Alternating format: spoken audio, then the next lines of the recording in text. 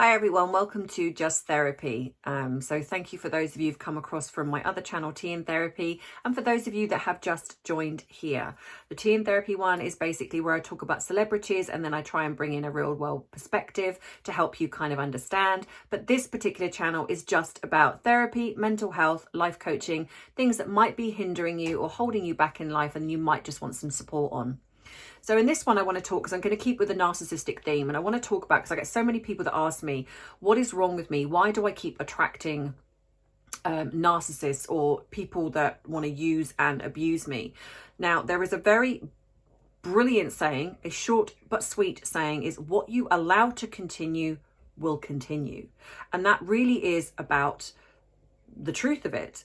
When we allow things to happen, and that doesn't mean to say there's something wrong with you, it just means that, for example, you have not got your boundaries set in place.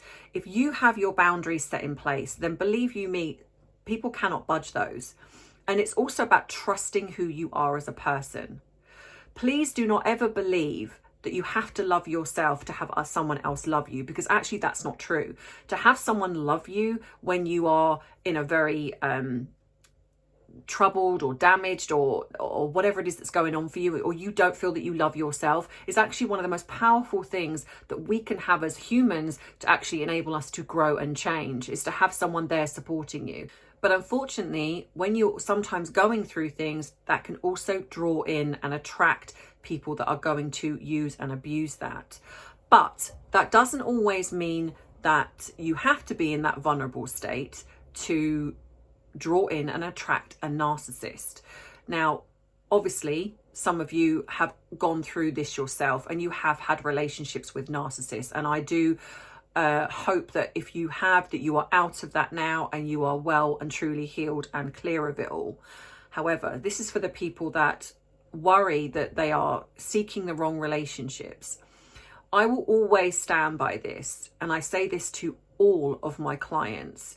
When you come out of a relationship, especially if it is one that has brought trauma, dysfunction, toxicity, it is deeply, deeply important to then take that time to work on yourself. Put aside the dating, put aside those distractions and really start to work on you. And that could mean speaking to a therapist or speaking to a life coach even, or making those healthy changes of things that you think they're the things that I can do in relationships. Now, obviously, I will give some examples, like, for example, I'll even talk about something that I have done. Like, before I really started working on myself, I, as a therapist, understand behavior. I understand why people do what they do. So because of that, I believed that being with me, I would be able to support and help them. But what I didn't realize is at the time is that unfortunately you can't fix people. They have to fix themselves. They have to heal themselves. So as much as you can be a supportive role in their life and be alongside with them as they're working through those things, it is not your job to do that. So what you then do is you sort of step back. You are a nurturing, sort of supportive role, but on the outside in a sense, while they then do the work themselves. Ideally, you'd want someone to do that before they get into a relationship, but it's not impossible as long as you communicate and you don't take over into that rescuer, carer role. Now, what a narcissist will do is if they decide that you are somebody, and it's not as if they see you from across the room necessarily, it's more about they have an idea of somebody that they would want.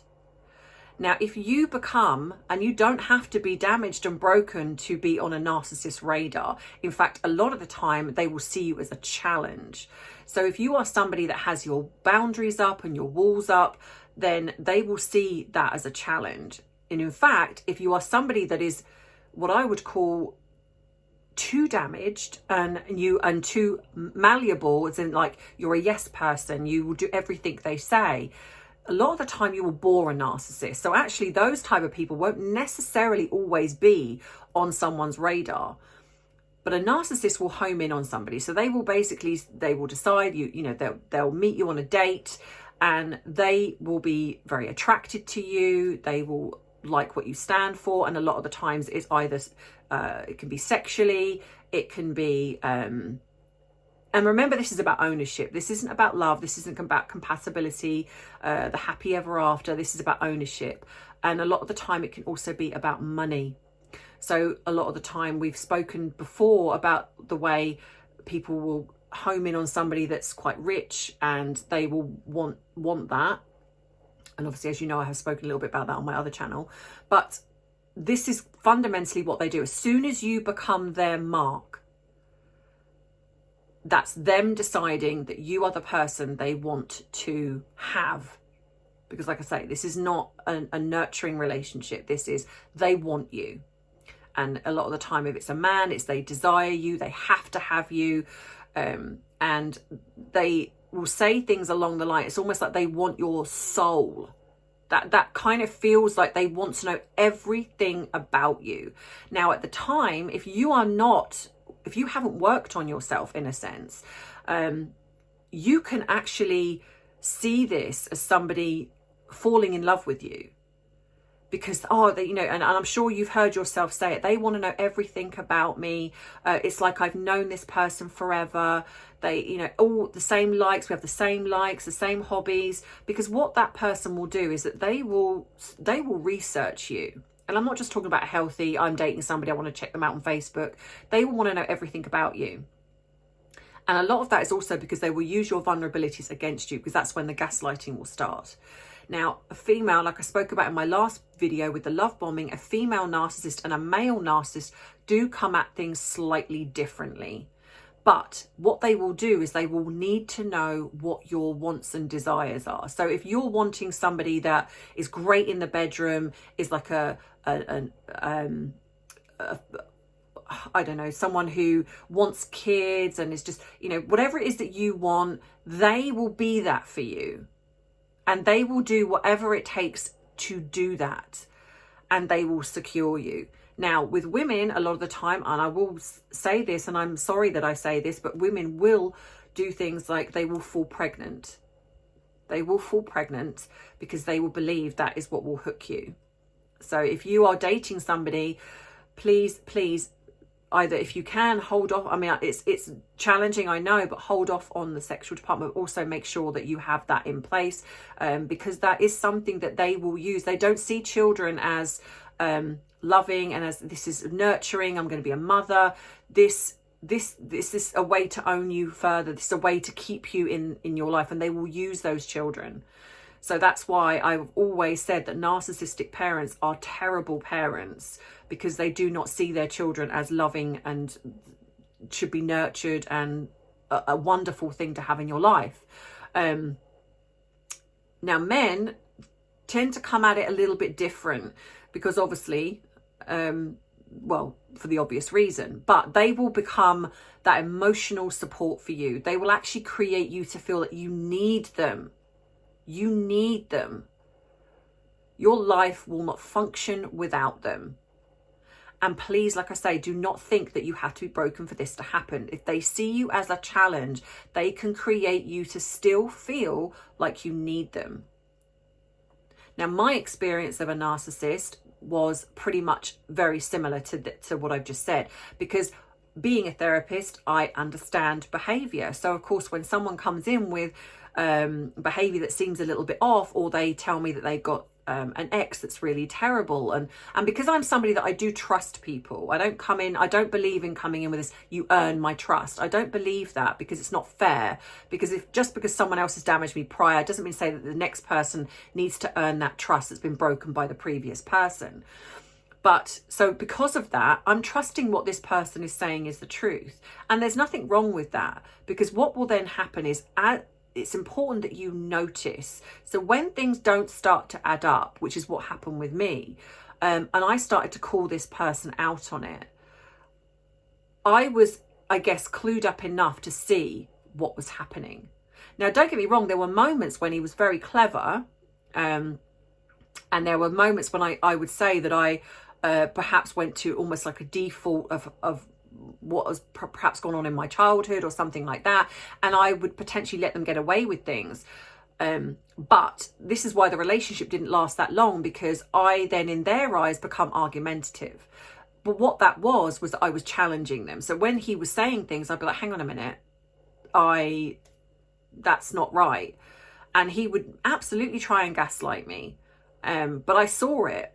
And so again, I would keep challenging. Like there was one point when he wanted me to throw away some clothes that I had. And he said, I don't like those on you. They were clothes that I liked. And I remember saying to him, if I don't like something, I'll throw it away. But because I like this, I'm keeping it. And he didn't speak to me. He ignored me. Now, you'd think that at that point, I would have been like, you know what, actually, I'm done. And I kind of surprised myself when I think back to that, but I didn't. And I realized that I didn't is because about a couple of hours, he then come and apologized. He said, I'm really sorry. I was only saying it because, I love you and what's best for you. And I got caught up in that. But the more it started to happen, the more I was becoming very uneasy. I started to feel, have you ever had that moment when they kind of do something and it's almost like that crushing, like this is not working. You go from kind of thinking this is really good to then this isn't working. And what do I do about it? And so then a couple of things would either happen and he'd try and do the same thing. And I started to realize this was getting a bit of a pattern. And they were not severe things, but I think that's because that's how they start. They start with little things. And then what they'll do is then they'll say they're sorry, or they'll say, oh, well, if you hadn't have said that, I wouldn't have done that. Or if you hadn't have done that, I wouldn't have said that. And so what you can do, if you're not sure on yourself, you can then start almost gaslighting yourself. So it's deeply important that you really do have your boundaries in place. You know yourself. So then when somebody does do something, you're confident enough to say, no, I'm not accepting that. And even if they then try and gaslight you or say, oh, well, but this and this, you go, well, no, I appreciate that, but actually, no. Like, for example, no, I'm not going to change my clothing. I like what I wear. You met me like this. I'm not now changing because of something you now don't like. If you don't like it, don't look at it. It's different if you want to compromise on things. There's a difference between compromising in relationships, because that should come from both of you. When you're finding yourself compromising and the other person isn't, there's a problem. Because most people in healthy relationships find a need to compromise some things because you're coming together. You're two different personalities.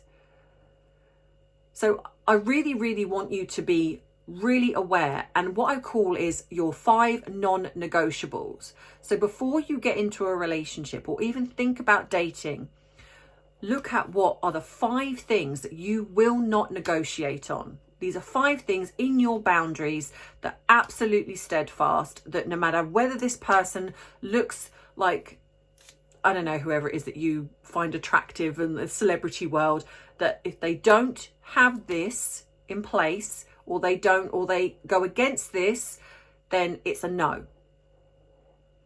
Now, these are the things, 5 non-negotiables. Now, for me, in all honesty, one of mine was smoking. No disrespect or judgment to anyone that smokes. It's just not something that I particularly like. I'm a non-smoker myself, so it's just something I don't like. So I wouldn't date a smoker.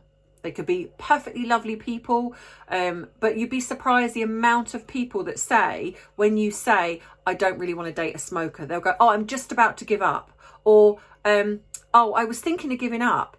It's like, well, that's great, and I'm really pleased for you, but you go do that, but it's just not something I would like.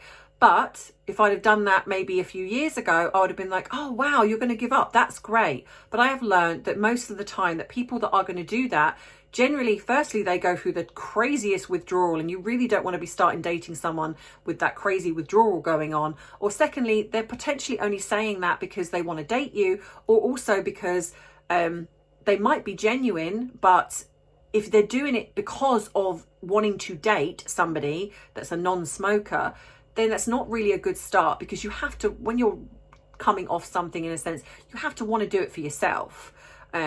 So again, that's not that they're terrible people. It's just something that it's just not that I would like. So that's what I'm saying. So I wasn't going to budge on that.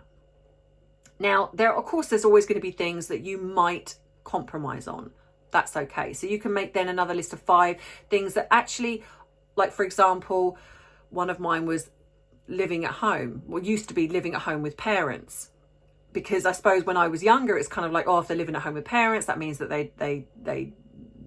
not very together, you know, job wise or whatever it is, probably not very, you know, grown up.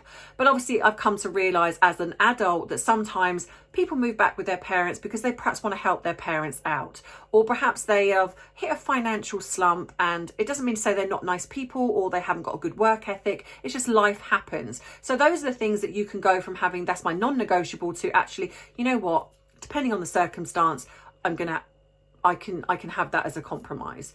So everyone is individual. So it's about finding your own and really, really work on those. And not only that, work on the fact that trust your instincts. Because genuinely speaking, if something doesn't feel right, if you're on a date with somebody, or you are dating, or even dating somebody, if you are not able to have a conversation with that person, if something they say creates a reaction, then if that person doesn't allow you to talk about it, or even they own it themselves, that can then become a problem. So even though we're also always looking about ourselves and trying to work on our things that we have issues with, it's also important that if somebody says something or does something that you don't like, that you're able to then say, look, I just want to talk to you about that. Because it might just be that they don't realise, they don't understand.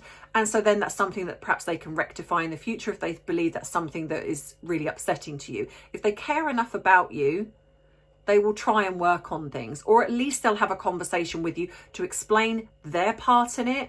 And then you can then go, you know what, actually, I can see that's not really a big deal, and I've just kind of created it to be.